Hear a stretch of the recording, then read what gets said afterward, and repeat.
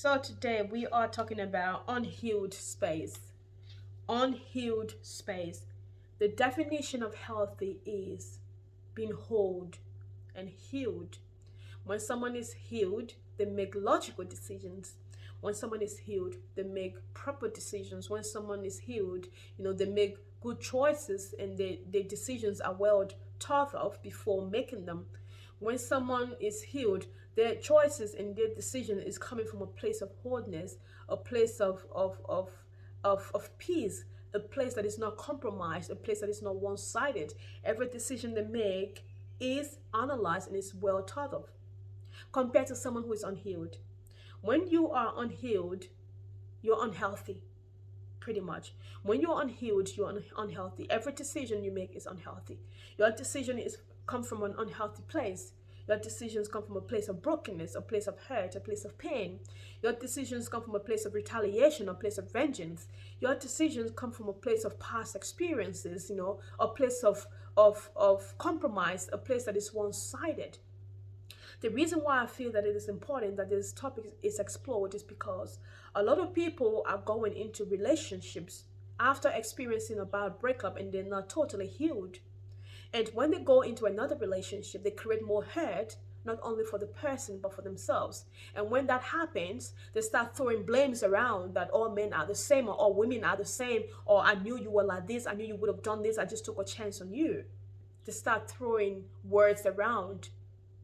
A person who is healed will not throw words around when things go wrong because they know when they went into that relationship, they thought about their decisions, everything was calculated, everything was analyzed, and their decision to go into that relationship came from a healthy place and a whole place. And you'll also realize that somebody will have a terrible breakup and a month or two after they are into another relationship. Does it mean that person is healthy? No. Does it mean the person is ready for another relationship? No. What it only means is that they are looking for a drug to numb the pain.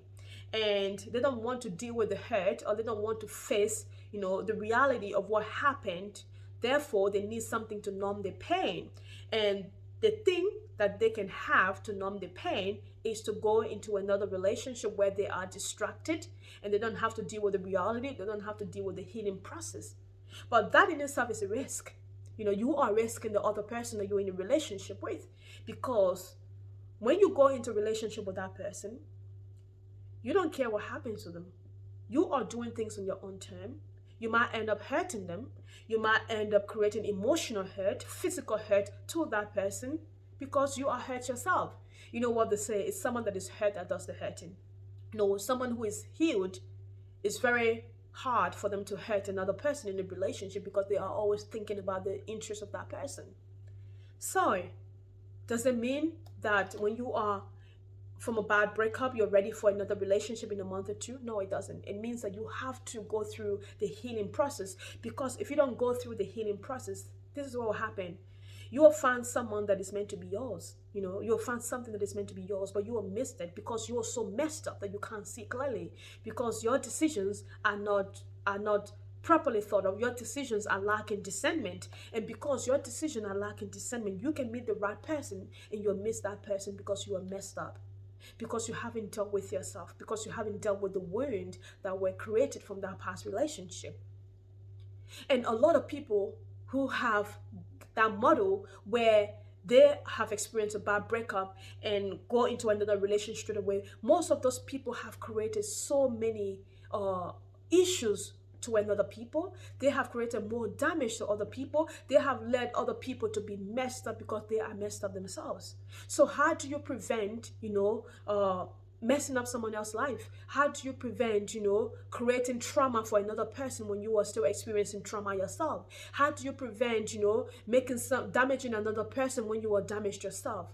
The only way you can prevent that is to take time out and heal. The only way you can prevent that is to go through the healing process. And that healing process will require you to take time out and not rush into another relationship and not, ignore the fact of what happened. That healing process will require you to take time out, and go through the whole situation that happened previously, to go through the relationship, to understand what happened and how you can do things differently, that you will not make the same mistake that you made. That healing process will require you to maybe see a counselor that will make you see things clearly.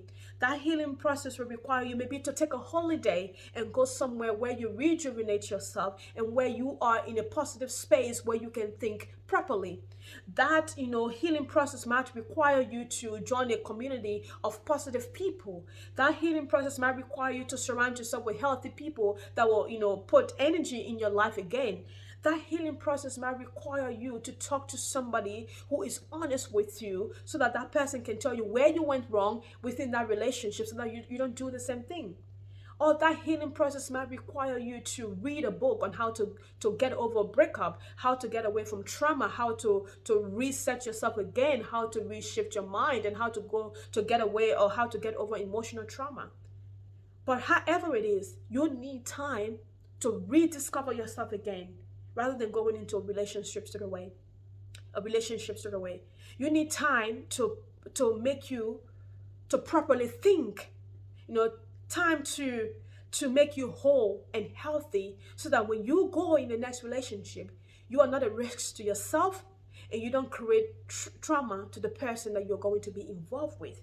But those decisions can only be made when you spend time by yourself, learning to love yourself again, learning to rediscover yourself again, and learning to cultivate new skills and new habits that will prevent you from making the same mistakes that you made.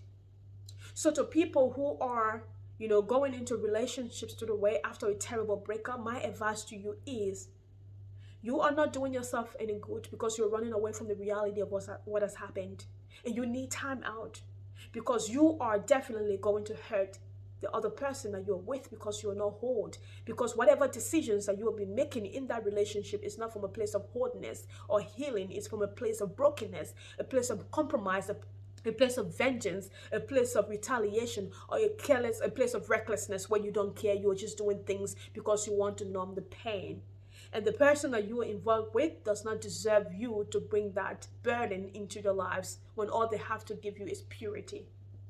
So my advice to any person who has experienced a terrible breakup, don't rush into another relationship. Go through the healing process.